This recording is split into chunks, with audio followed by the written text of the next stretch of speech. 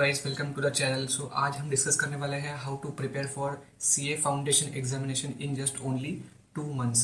देखो, सबसे पहले ये जो 2 महीने वाला क्राइटेरिया है ना, वो तभी एप्लीकेबल है जब एक बच्चा प्रिपरेशन कर रहा है विद सेल्फ डिसिप्लिन। ठीक है, तो जब आप प्रिपरेशन कर रहे हो तो सेल्फ डिसिप्लिन वाला जो टॉपिक है वो बहुत ही इंपॉर्टेंट है। तभी जाके आप कहीं कह सकते हो कि जो प्रिपरेशन है वो 2 महीने में कंप्लीट हो सकती है। सो डिस्कस करते हैं सबसे पहले कि सीए फाउंडेशन का जो पेपर है कितने होते हैं। सो बेसिकली सीए फाउंडेशन में आपके 4 पेपर है। सीए फाउंडेशन अकाउंटिंग, फिर आपका आएगा second paper business law and correspondence and reporting, that is nothing but your English part. फिर आपका पेपर नंबर 3 आएगा, that is business mathematics, statistics and logical reasoning. और पेपर नंबर 4 आएगा, that is business economics. ठीक है, अब discuss करेंगे subject by subject की कैसे आपको प्रिपेयर करना है। सो लेट अस डिस्कस सबसे पहला paper, that is accounting paper. Accounting paper में to be very honest with you, अगर एक ऐसा बच्चा जिसने 11th और 12th स्टैंडर्ड में अच्छी खासी कमांड बना के रखा होगा ना अकाउंटिंग में, तो उसको इस सीए फाउंडेशन अकाउंटिंग पेपर में कोई भी दिक्कत नहीं आने वाली है। इसका रीज़न यही है कि जो सिलेबस है आपके फाउंडेशन अकाउंटिंग पेपर का, वो 11th और 12th का ही है। बच्चे को सिर्फ 20% का ही एफर्ट्स लगाना है इन देयर प्रिपरेशन। ठीक है, अब बात करते हैं डिटेल में क्या करना है। सी, सबसे पहले आपको कॉन्सेप्चुअल क्लैरिटी बहुत इंपॉर्टेंट है।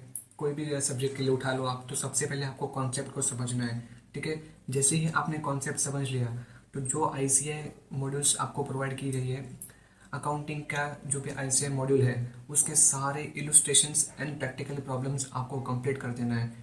दूसरी सबसे इंपॉर्टेंट चीज़ है वो यही है कि वाइल सॉल्विंग द प्रॉब्लम, आपको जो एडजस्टमेंट होती है ना, उस एडजस्टमेंट को एज ए इम्पॉर्टेंट मार्क करके रखना है। क्योंकि जब मैं खुद प्रिपरेशन करता था तो मैं क्या करता था कि जो इंपॉर्टेंट एडजस्टमेंट थी उसको मार्क करता था एज ए इम्पॉर्टेंट, और उसके बाद में मैं लिखता था कि आर करके, आर फॉर रिवीजन। इसका मीनिंग ये होता है कि जब आप 1 डे बिफोर एग्जामिनेशन रिवाइज करते हो सारे कॉन्सेप्ट को, तो जो आर मार्किंग वाला जो था उसको आपको समझ में आता है कि it is very important.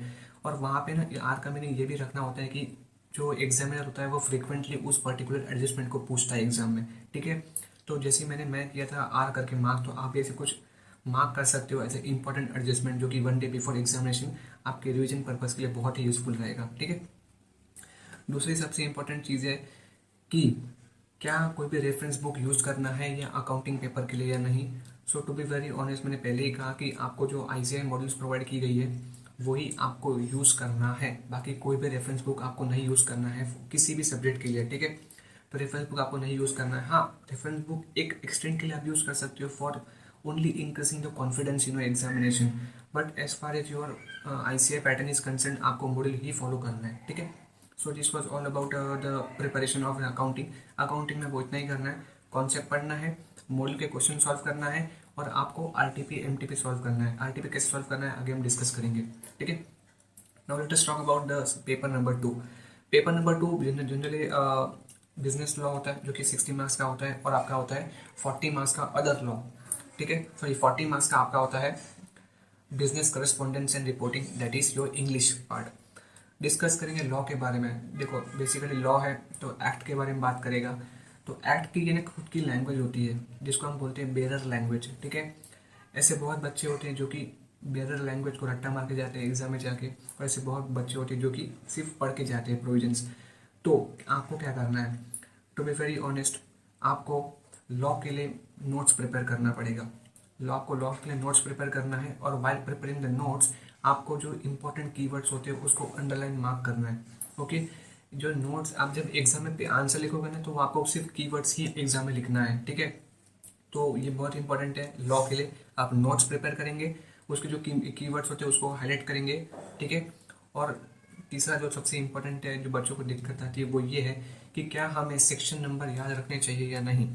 To be very honest, मेरे साथ हो चुका है। मैं आपको एक एक्सपीरियंस से मैं आपको बताऊंगा कि अगर आपको सेक्शन नंबर याद है तभी आप अपने एग्जाम में सेक्शन नंबर कोट करना। अदरवाइज अगर आपको नहीं याद है, आपको आप 100% श्योर नहीं हो कि सेक्शन नंबर क्या है, तो उस केस में आपको सेक्शन नंबर नहीं लिखना है, आपको सिंपल लिखना है as per the that particular act. ठीक है, तो वो आपको लिखना है।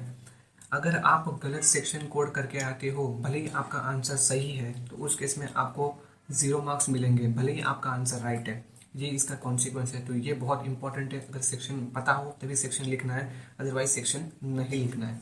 ठीक है, तो this was all about the law strategy. अब बात करेंगे बिजनेस करेस्पॉन्डेंस रिपोर्टिंग वाले में, that is nothing but your English. अभी इंग्लिश हम बचपन से पढ़ते आए, तो इसमें कैसे करना है, बिल्कुल कुछ भी नहीं करना है, वही आपका आएगा रिपोर्टिंग, रिपोर्टिंग आपका आएगा, फिर आपका आएगा एसे राइटिंग आएगा वगैरह वगैरह, फिर आप कम्युनिकेशन कुछ आएगा, लेटर राइटिंग आएगा। तो ये बचपन से पढ़ते आ रहे, तो मुझे अभी इसके बारे में कुछ बताऊँ, इस मुझसे ज़्यादा तो आपको पता होगा, ठीक है। इंग्लिश बचपन से पढ़ते आ रहे, तो जो बचपन में हमने पढ़ा है वही करना है यहाँ पे, और कुछ भी नहीं करना है, that's it. So paper number 2 के लिए आपको इतना ही करना है।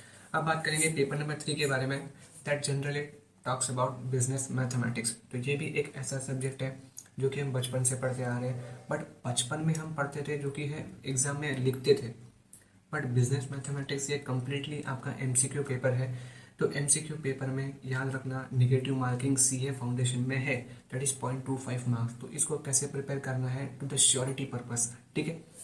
सी, सबसे पहले बिजनेस मैथमेटिक्स आपका 40 मार्क्स का आता है, स्टेटिस्टिक्स आपका 40 मार्क्स का आता है, और 20 मार्क्स का आपका लॉजिकल रीजनिंग आता है। तो मैंने कैसे प्रिपेयर किया था फॉर दिस पर्टिकुलर सब्जेक्ट, आपको सबसे पहले प्रिपेयर करना है स्टेटिस्टिक्स, ठीक है। स्टेटिस्टिक्स इस आपका आएगा, वही आपका मीन मीडियन मोड आएगा वगैरह वगैरह, जो हम बचपन में पढ़ते थे स्टेटिस्टिक्स, तो वो आपको पढ़ना है। सबसे पहले आपको स्टेटिस्टिक्स कंप्लीट करना है, फिर आपको मूव करना है लॉजिकल रीजनिंग में, जो कि 20 मार्क्स की कवरेज रखता है आपके एग्जाम में। ये दोनों खत्म करने के बाद ही आपको जाके मैथमेटिक्स का जो पार्ट है उसको स्टार्ट करना है, ठीक है। ध्यान रखना, वापिस एमसीक्यू पेपर है, तो एमसीक्यू पेपर के लिए जो आईसीए मॉड्यूल आपको प्रोवाइड किया गया है, मॉड्यूल के सारे जो क्वेश्चंस है, सारे क्वेश्चंस प्रैक्टिस करना है, ठीक है। जैसे ही प्रैक्टिस कर लिया, जो आपका इंस्टीट्यूट होता है एग्जाम के 2 महीने पहले एमटीपी रिलीज करता है, that is mock test paper release करता है। तो मॉक टेस्ट पेपर में जितने एमसीक्यू है उसको प्रैक्टिस करना है, ठीक है। और इतना ही करना है, इससे ज़्यादा तुम कुछ कर ही नहीं पाओगे, और तुम्हारे पास है भी नहीं कुछ करने के लिए, ठीक है। तो क्या करना है, सबसे पहले कॉन्सेप्ट पढ़ना है, नो डाउट, फिर मॉड्यूल के क्वेश्चन सॉल्व करना है। मॉड्यूल के क्वेश्चन सॉल्व करने के बाद जो आपका इंस्टीट्यूट है करंट अटेम्प्ट के लिए एमटीपी रिलीज करेगा, उस एमटीपी के सारे जो आपके एमसीक्यू क्वेश्चन है उसको कंप्लीट कर देना है, ठीक है। तो यही स्ट्रेटजी है जो मैंने अप्लाई किया था, और मैं भी रिकमेंड करूँगा कि आप ऐसे ही अप्लाई करें, ठीक है। So paper 3 number completes over year. अब बात करेंगे पेपर नंबर 4, बिजनेस इकोनॉमिक्स। ये भी एक ऐसा सब्जेक्ट है जो कि जनरली कॉमर्स का बच्चा पढ़ते आता है पहले से, तो इसको कैसे प्रिपेयर करना है, और सिमिलरली ये भी आपका एमसीक्यू पेपर है, ठीक है। अभी याद रखना मैंने कैसे किया था, I have score in economics 80 marks, ठीक है, आउट ऑफ 100। तो बिजनेस इकोनॉमिक्स को आपको रट्टा नहीं लगाना है, आपको बिजनेस इकोनॉमिक्स के पेपर में सिर्फ और सिर्फ रीडिंग मारनी है। मैंने 10 से 12 बार रीडिंग मारा था, ओके। जब रीडिंग मारोगे ना, तो याद रखना, कभी भी ऐसे मत सोचना कि ना ये हमें याद नहीं हो रहा है, जस्ट रीडिंग मारो और दिमाग खोल के रीडिंग मारो, ठीक है। तो रीडिंग मारना है आपको, 10 से 12 बार रीडिंग मारना है, ठीक है। रीडिंग मारने के बाद वापस जो मॉड्यूल के क्वेश्चन है उसको सॉल्व करना है, उसके बाद में एमटीपी के क्वेश्चन से सॉल्व करना है जो भी रिलीज करेगा इंस्टीट्यूट आपका। बस यही करना है इकोनॉमिक्स के लिए, ठीक है। इकोनॉमिक्स में सिर्फ और सिर्फ रीडिंग मारनी है, जैसे आप रीडिंग मारोगे ना, ऑटोमेटिकली जो चीज़ें ना आपके दिमाग में स्टोर होना चालू हो जाएगी, ठीक है। So this was all about business economics part. अब बात करते हैं कॉमन डाउट्स जो कि बच्चों को जनरली आते हैं while in the preparation stage. वो ये है कि क्या हम रेफरेंस बुक यूज़ करें या नहीं। मैंने पहले ही कहा, रेफरेंस बुक आपको यूज़ नहीं करना है as far as your CA foundation is concern. हाँ, अगर आप सीए इंटर में है या सीए फाइनल में है तो उस केस में रेफरेंस बुक यूज़ करना पड़ेगा, because there are many modules यहाँ पे जो कंटेंट है बहुत ही वॉल्यूमिनस कंटेंट है, बहुत ही मोनोटोनस कंटेंट है, तो उसको अवॉइड करने के लिए बच्चे जनरली रेफरेंस बुक यूज़ करते हैं। But as far as your CA foundation is concern, आपको कोई भी रेफरेंस बुक यूज़ नहीं करना है इस स्टेज में।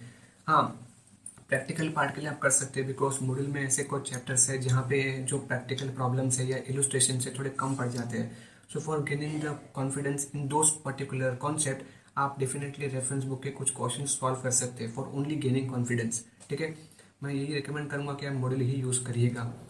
अब दूसरा कॉन्सेप्ट आपका आता है, दैट इज डाउट जनरली आता है, वो है क्या हम आरटीपी एमटीपी यूज़ करें या नहीं, और अगर आरटीपी एमटीपी करें तो कितने अटेम्प्ट का करें। तो इसका एक ही मैं आंसर करना चाहूँगा। देखो, आरटीपी फॉर एग्जांपल जो अटेम्प्ट आप देने वाले हो उसके पिछले 3 अटेम्प्ट के आरटीपी, एमटीपी और past year question paper solve करना है, ठीक है।